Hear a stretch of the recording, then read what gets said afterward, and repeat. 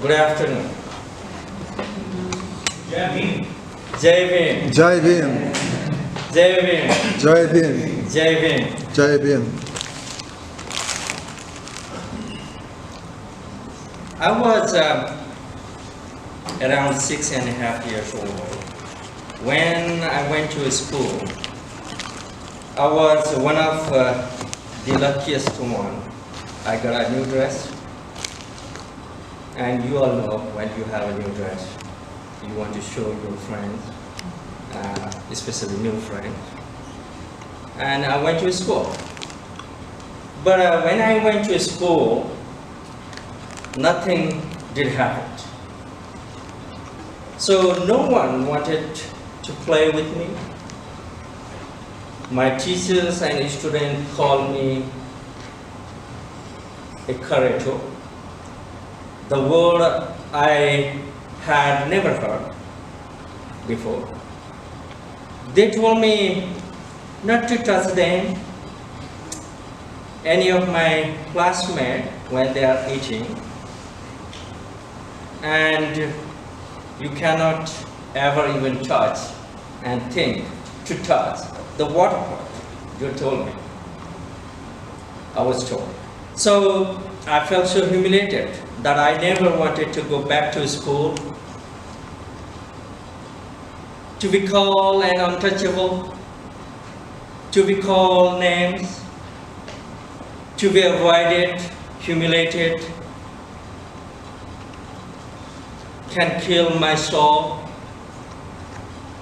Even the young me could understand that. I'm sure that many of you have ever experienced this. But my father would have none of it. He told me that the way that I can escape the circumstances is through the education. Over the year, I learned that I did not have to be defined by my caste. Yet, I have also learned that escaping my caste is not all the easy. In fact, I'm here with you because while I have escaped from the poverty of my birth nation, I have not managed to escape by the deprivation, humiliation that I carry by virtue of my birth and caste as a Dalit. Even here in the land of freedom.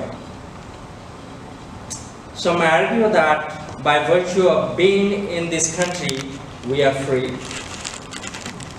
But you know, and I also know, that it is a big myth. We all are here because we aspire to be free, and we all are here because we do not believe we are free. Like all our black brothers and sisters, we continuously battle against the system that aims to oppress us. You also know that the South Asian American, one of the fastest growing in the United States, according to one of our allies, the population of South Asians is over 5.4 million. That is more than Montana, North and South Dakota, Vermont or Delaware population together. So, not surprisingly, the majority of the first generation who came to United States from South Asia have brought so many cultural values. Now imagine that a majority of this population has also economically successful. You can see from various reports, one of that is Pew report, then the like of us trickle in hoping find the equality, justice, dignity, opportunity, and democracy, obviously. The caste discrimination is real and exists in the soil of America. In America, the incident of caste discrimination have increased recently. The workplace and the housing industries remain a significant site of caste-based discrimination, humiliation, and also exclusion. As an American, I should not have to fear from any discrimination, especially caste. But as a Dalit American or racial minority, I always fear that my family liberty and the dignity might be questioned and dehumanized just because of my ancestral caste or race. I'm not surprised that we have met with resistance. While I am grateful for in this nation is the learning from all those who came before us, from America to Martin Luther King. We stand in their footsteps. That's why we are here at Wake Forest. In this conference, we are not only reviewing the challenge and best practices of caste discrimination, we also developed a comprehensive healing strategy to combat the caste discrimination and defend the Dalit right at all levels so that we could build social and interfaith harmony between the various communities in diverse and multicultural society. The system of caste discrimination and untouchability are not only a product of local or cross-national or regional. This is a global phenomenon. This is not only a South Asian issue. This is an issue of America and an issue of European. Like racial discrimination, millions of caste-based racial minorities have faced untouchability and caste and racial discrimination every corner of global society. Yes, this is a fact that race became a global phenomenon and caste left as a local or national issue. That is the reason establishing the International Commission for Dalit Rights, bringing together local, cross-national, regional, and global communities to globalize the fight against the caste-based discrimination so that we can proudly say, please say, Dalit right as a human right, please, and human right as a Dalit right. Dalit right as a human right, and human right as a Dalit right. Thank you. And ICDR strategic approach is pretty simple. We would like to collaborate, coordinate, and confront it. Let me make clear that the fighting against the caste discrimination is a pure social and civil rights issue. We are not fighting for or against any group or faith or communities. We are fighting against the discrimination and exclusion. We know this is not an easy fight. We have faced so many challenges and threats over the decade, and so let me take you in colonial era. If we consider that caste, origin of caste, was product of colonization, then why some of interfaith groups are associating oppressive caste discrimination with their faith and society? This is not right thing to associate. I strongly believe that each faith must disassociate with the oppressive caste system.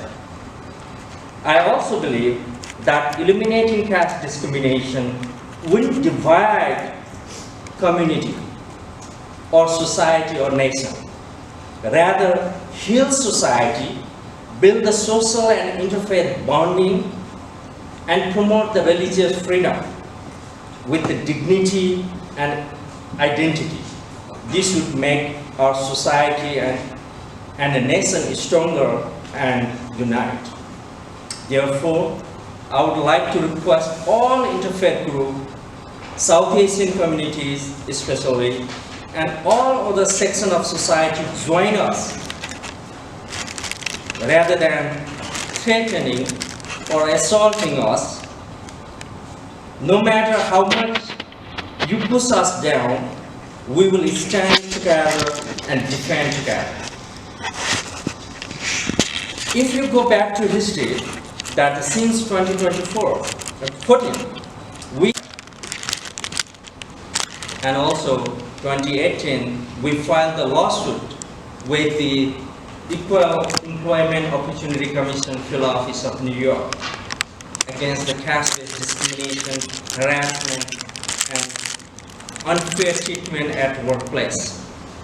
Similarly, in 2021, the ICTR and National Coalition Against the Caste-Based Discrimination of America submitted policy motion and the legal argument to Equal Employment Opportunity Commission headquarters.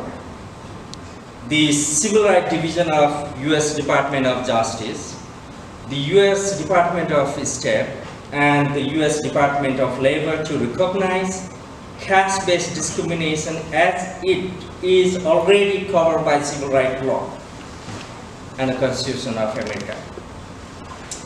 The ICTR, along with its allies, continue building the national coalition with civil rights groups, communities, progressive allies, and social justice movement to combat the caste-based discrimination in America and global. We can see the emerging impact of the caste-based debate in America. Lawmakers in Seattle have already banned the caste discrimination, and California is voting yes on SB 404 to ban the caste-based discrimination. And we have been working many of local, state, and federal lawmakers to introduce a new bill to ban the oppressive caste-based discrimination across America. I assure that banning the caste-based discrimination is not anti-pagan for any faith system or community. Rather, it will promote the diversity and inclusion. More than that, I do not have to hide myself, my identity, when I go to temple or church or Buddhist place or anywhere to practice my faith and to integrate within my society. My son or any caste group shouldn't have to hide his or her identity to safeguard his dignity so that he can integrate in a society and practice religious freedom, what he would like to do without discrimination and humiliation. I strongly believe that banning oppressive caste-based discrimination will heal society, and especially 1/3 of global population, which is way larger than American entire population. See this sea of the population. And on the occasion of Dr. Ambedkar's Jayanti, we all should educate, organize, and agitate against the caste discrimination collectively so we can heal our society, heal our community, and we can be together and get justice. Thank you.